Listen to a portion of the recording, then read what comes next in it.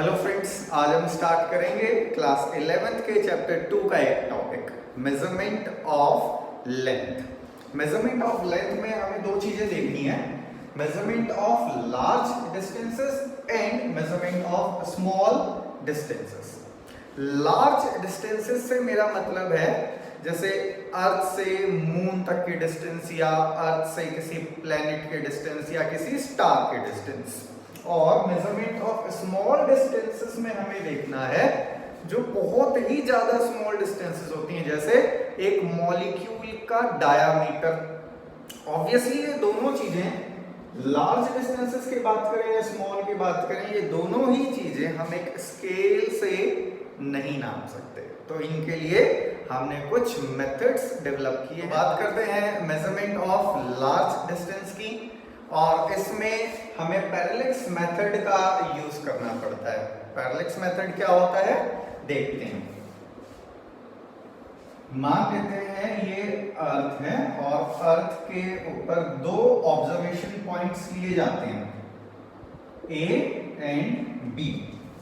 अर्थ से हमें किसी स्टार की डिस्टेंस मेजर करनी है। ये रहा वो स्टार। अब ये स्टार को हमने दो लाइंस के थ्रू ए और बी से कनेक्ट कर दिया।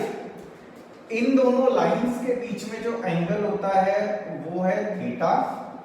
दोनों ऑब्जर्वेशन पॉइंट्स के बीच में जो डिस्टेंस है उसको हम बोलते हैं बेसिस। स्मॉल b से इसको डिनोट किया जाता है। और अब अर्थ से स्टार तक की जो डिस्टेंस है इसको कैपिटल D मान लिया जाता है। अब एक बहुत ही सिंपल सा फॉर्मूला है जिससे हम कैपिटल D निकाल सकते हैं। तो वो फॉर्मूला है D equals B by theta, where B is basis, the distance between the two observation points, and theta is the angle. इन दोनों लाइंस के बीच में जो एंगल है उसको हम मानते हैं थीटा। एक चीज यहां पे याद रखनी है और ध्यान में रखनी है, वो क्या है कि थीटा कभी भी डिग्रीज में, मिनट्स में या सेकंड्स में पुट नहीं करना। थीटा को इस फॉर्मूले में रेडियंस में ही पुट करना पड़ेगा। Theta is always in radiance. अब तुम सोच रहे होंगे कि एंगल को मिनट्स में भी बताया जा सकता है और सेकंड्स में भी बताया जा सकता है। ये बिल्कुल सही बात है। जरूरी नहीं है कि टाइम के लिए ही मिनट्स और सेकंड्स का यूज होता है, एंगल के लिए भी मिनट्स और सेकंड्स का यूज होता है। देखते हैं क्या कन्वर्जन होता है मिनट्स, सेकंड्स, डिग्रीज और रेडियंस के बीच में।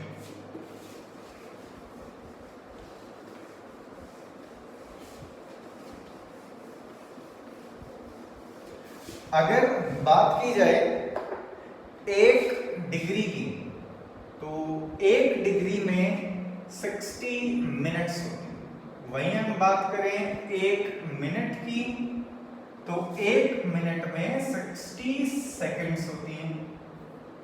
अगर हम बात करें रेडियंस की, तो 180 डिग्रीज में पाई रेडियंस होती है। अगर एक डिग्री की बात करें तो पाई बाय 180 रेडियन। अब हम इस इंफॉर्मेशन का यूज करेंगे किसी भी एक यूनिट को दूसरी यूनिट में कन्वर्ट करने के लिए। मतलब चाहे एंगल डिग्रीज में हो, रेडियंस में हो, मिनट्स में हो, सेकंड्स में हो, तो उसको किसी भी दूसरी यूनिट में हम कन्वर्ट कर सकते हैं। एग्जाम्पल लेके देखते हैं। हम एक एग्जाम्पल से समझेंगे। फॉर एग्जाम्पल हमारे पास एंगल गिवन है 1 degree and 16 minutes, and you have to convert this angle into radians. तो कैसे करते हैं इसको देखो। पहले 1 डिग्री 16 मिनट्स को कंप्लीटली मिनट्स में कन्वर्ट कर लो। 1 degree is 60 minutes and 16 minutes extra, तो ये बन गया 76 मिनट्स। अब 76 मिनट्स को हम कन्वर्ट कर सकते हैं डिग्रीज में डिवाइड बाय 60 से। तो जैसे ही हमने मिनट्स को 60 से डिवाइड किया ये बन गया डिग्रीज में। वहीं अब हमें आगे बढ़ना है। अब हम इसको क्या करेंगे, रेडियंस में कन्वर्ट करेंगे। 1 डिग्री इज इतना रेडियंस, तो ये डिग्रीज में है, इसको रेडियंस में कन्वर्ट करने के लिए सिंपली पाई बाय 180 से मल्टीप्लाई करना पड़ेगा, ये कन्वर्ट हो जाएगा रेडियंस में। तो ये तरीका था किसी भी एक यूनिट को दूसरी यूनिट में कन्वर्ट करने का। तो ये तरीका था 1 डिग्री 16 मिनट्स को रेडियंस में कन्वर्ट करने का। आइए एक और एग्जांपल देखते हैं।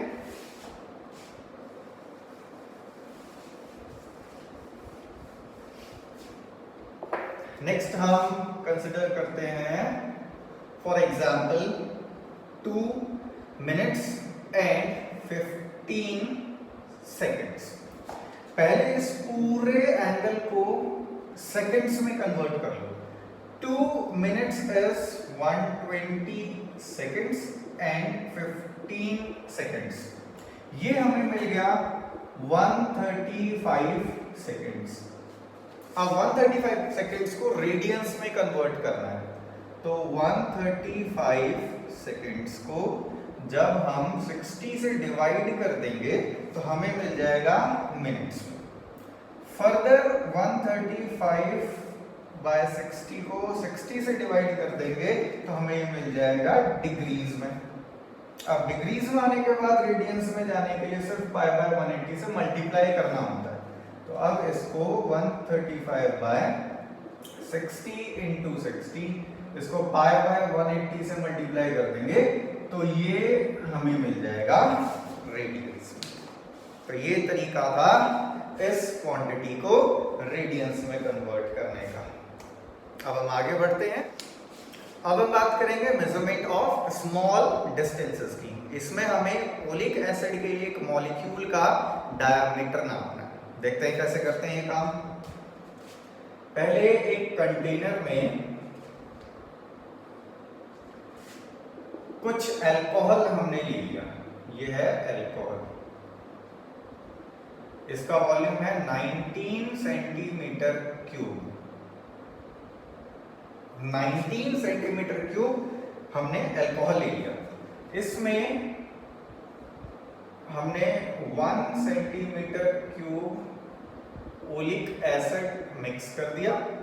तो जो सॉल्यूशन का टोटल वॉल्यूम है वो बन गया 20 सेंटीमीटर क्यूब। फिर से सुनो, हमने क्या किया, अल्कोहल लिया कुछ और उसमें कुछ ओलिक एसिड मिक्स कर दिया, तो टोटल सॉल्यूशन हमारे पास बन गया 20 सेंटीमीटर क्यूब। इतना वॉल्यूम बन गया हमारे पास। अब इस सॉल्यूशन के 1 सेंटीमीटर क्यूब जितने वॉल्यूम में ओलिक एसिड का कंसेंट्रेशन होगा 1/20 सेंटीमीटर क्यूब। अब नेक्स्ट स्टेप देखते हैं। अगला स्टेप है, फिर से एक कंटेनर में कुछ अल्कोहल लो। फिर से हमने 19 सेंटीमीटर क्यूब अल्कोहल ले लिया। अब इस सॉल्यूशन का 1 सेंटीमीटर क्यूब जितना वॉल्यूम हमने इसमें मिक्स कर दिया। तो फिर से यहाँ पे जो टोटल वॉल्यूम बन गया सॉल्यूशन का वो बन गया 20 सेंटीमीटर क्यूब। और इस सॉल्यूशन के 1 सेंटीमीटर क्यूब जितने वॉल्यूम में ओलिक एसिड का कंसेंट्रेशन हुआ 1/20 इंटू 20। अब नेक्स्ट स्टेप देखते हैं। अब हमने एक और कंटेनर में वाटर लिया। वाटर की सरफेस पे हमने कुछ लाइकोपोडियम पाउडर स्प्रिंकल कर दिया। ये है, मान लेते हैं, लाइकोपोडियम पाउडर।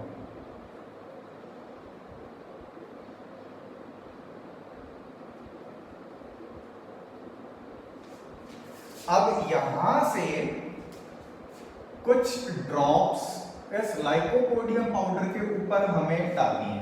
तो हमने कितनी ड्रॉप्स ली, for example n drops each of volume v। हमने इस सॉल्यूशन की n ड्रॉप्स लाइकोपोडियम पाउडर के ऊपर डाली और हर एक ड्रॉप का जो वॉल्यूम है वो है V। अब आगे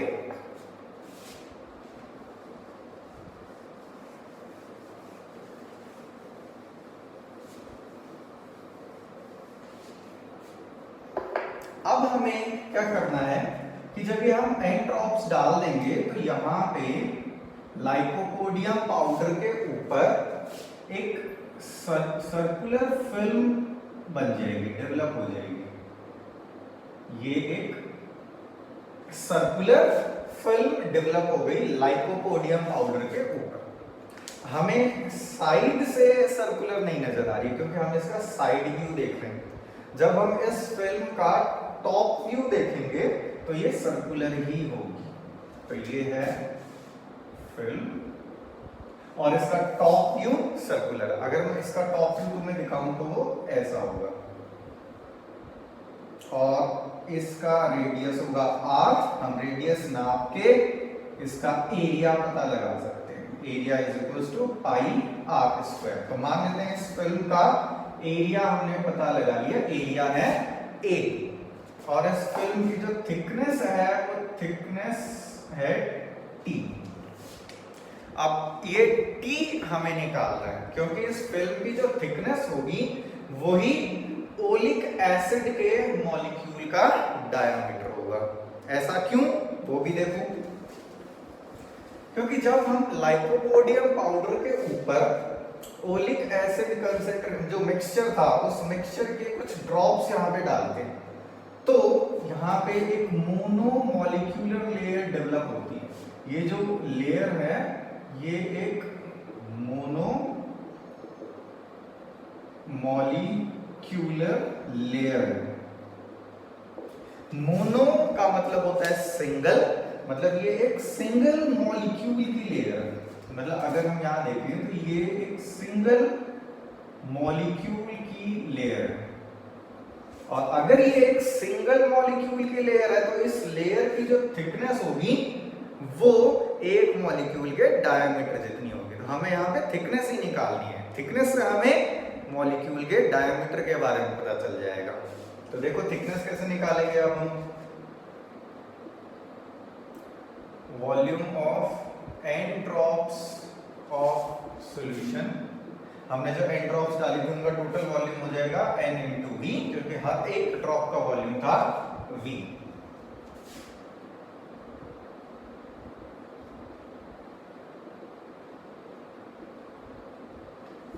अब इस n ड्रॉप्स में ओलिक एसिड का कितना वॉल्यूम होगा तो NV/20 इंटू 20, मतलब volume of oleic acid in n drops.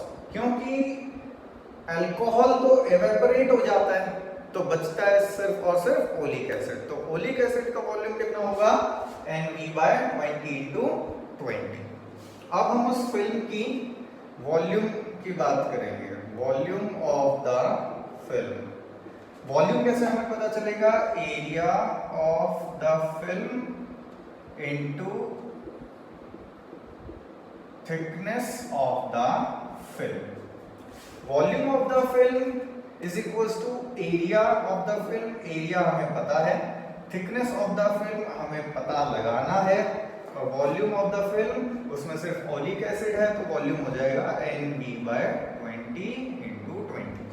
तो इस फॉर्मूले से हम थिकनेस फाइंड आउट कर सकते हैं।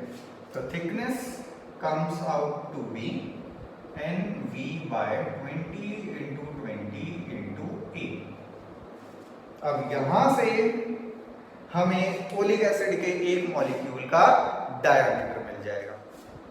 अब हम देखेंगे कि डिस्टेंसेस को नापने के लिए कौन कौन सी यूनिट्स का हम यूज करते हैं, जैसे किलोमीटर, मीटर, सेंटीमीटर, ये सब यूनिट्स तो तुम पहले भी यूज कर चुके हो। अब हम कुछ और यूनिट्स देखेंगे डिस्टेंसेस को मेजर करने के लिए। पहले हम स्मॉल यूनिट्स की बात करते हैं। स्मॉल डिस्टेंसेस के लिए हम जो यूनिट्स यूज करते हैं वो देखते हैं। सबसे पहले माइक्रोन। माइक्रोन को माइक्रोमीटर भी बोला जाता है। And 1 micrometer is equivalent to 10⁻⁻⁶ meters. दूसरी यूनिट है हमारी nanometer. 1 nanometer is equals to 10⁻⁹ meter. Next unit है angstrom, and 1 angstrom is 10⁻⁻10 meters. Next is Fermi. Fermi को फेम्टोमीटर भी बोला जाता है।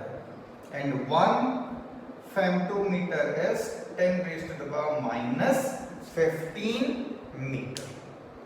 तो ये थी कुछ यूनिट्स जो कि बहुत ही स्मॉल डिस्टेंसेस को मेजर करने के लिए हम यूज करते हैं। अब देखते हैं लार्ज डिस्टेंसेस को नापने के लिए हम कौन कौन सी यूनिट्स का यूज करते हैं। तो पहली यूनिट है लाइट ईयर। नाम से तुम्हें लग रहा होगा क्योंकि इसमें ईयर है तो एक टाइम की यूनिट होगी, ऐसा नहीं है। लाइट ईयर डिस्टेंस की यूनिट होती है। तो देखते हैं 1 लाइट ईयर क्या होता है। पहले इसकी डेफिनेशन देखते हैं।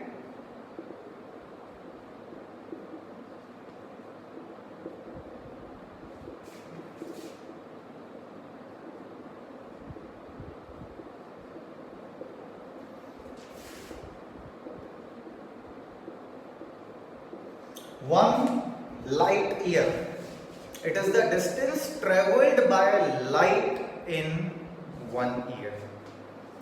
लाइट की जो स्पीड है वो हमें पता है। लाइट की स्पीड होती है 3 × 10⁸ मीटर पर सेकेंड।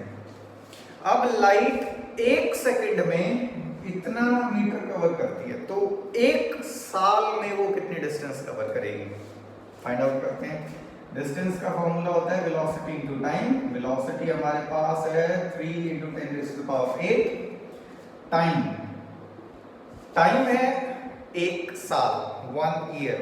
1 साल को सेकंड्स में कन्वर्ट करना पड़ेगा, तो इसके लिए हमें ऐसे करना पड़ेगा 365 × 24 × 60 × 16। 1 साल में इतने दिन, 1 दिन में 24 घंटे, 1 घंटे में 60 मिनट्स और 1 मिनट में 60 सेकंड्स। अब इसको पूरे को सॉल्व करने के बाद जो हमें वैल्यू मिलती है वो वैल्यू होती है 9.467 × 10⁻15 मीटर्स। तो दिस इज 1 लाइट ईयर। तो 1 लाइट ईयर कितना होता है? 9.467 × 10⁻15 मीटर। तो ये था लाइट ईयर।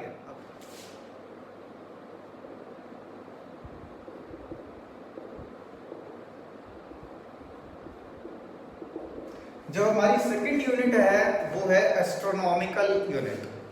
इसको कैपिटल ए यू से डिनोट किया जाता है। पहले इसकी डेफिनेशन देखते हैं।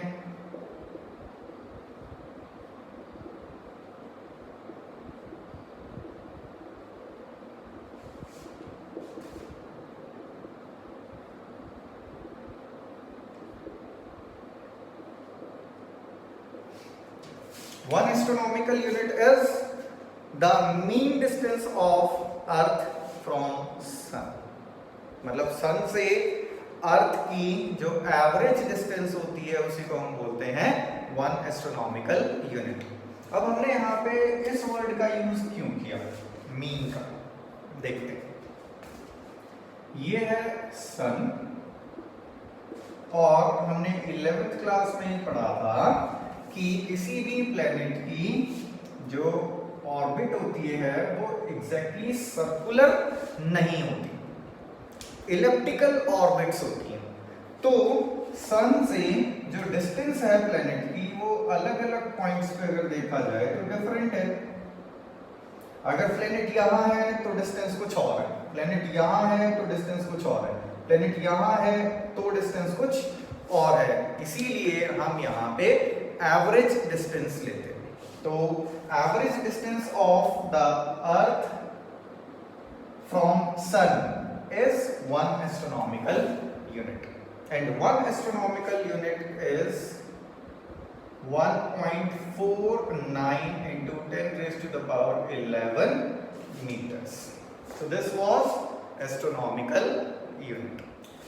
लार्ज डिस्टेंसेस में पार्सेक सबसे बड़ी यूनिट होती है। तो एक पार्सेक क्या होता है वो देखेंगे। अब हम पहले इसकी डेफिनेशन की बात करते हैं।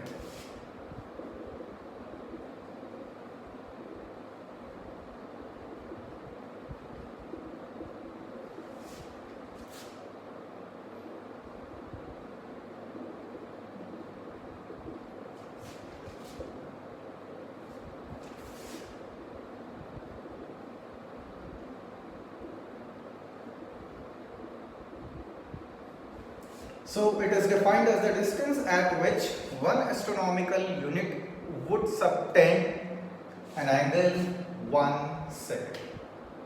तो डेफिनेशन से नहीं समझ में आया होगा तो मैं तुम्हें सिंपल वर्ड्स में समझाता हूं।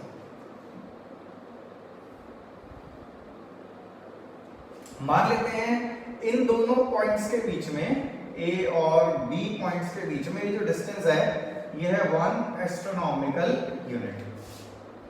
अब इन दोनों पॉइंट्स से दो लाइंस कंस्ट्रक्ट करो। ये दोनों लाइंस एक पर्टिकुलर एंगल पे मीट करेंगी। तो ये एंगल हम मान लेते हैं कि ये एंगल है थीटा। हमें ये एंगल 1 सेकंड बनाना है तो हमें कितना दूर जाना पड़ेगा। यहाँ पे देखने से तो लग रहा है कि ये जो एंगल है ये अप्रोक्सीमेटली 90 के आसपास है, हम ऐसा मान लेते हैं।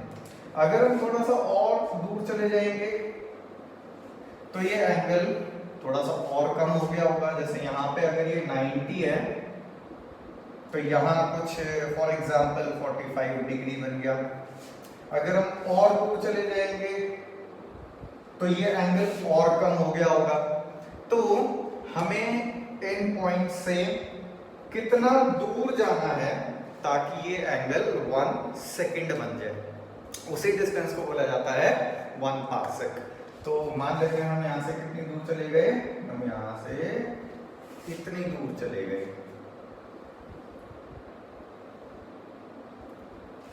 ये जो एंगल है वो है 1 सेकंड। तो ये डिस्टेंस यहां से लेके यहां तक, ये डिस्टेंस जो होगी उसको बोला जाता है 1 पार्सेक। And 1 parsec is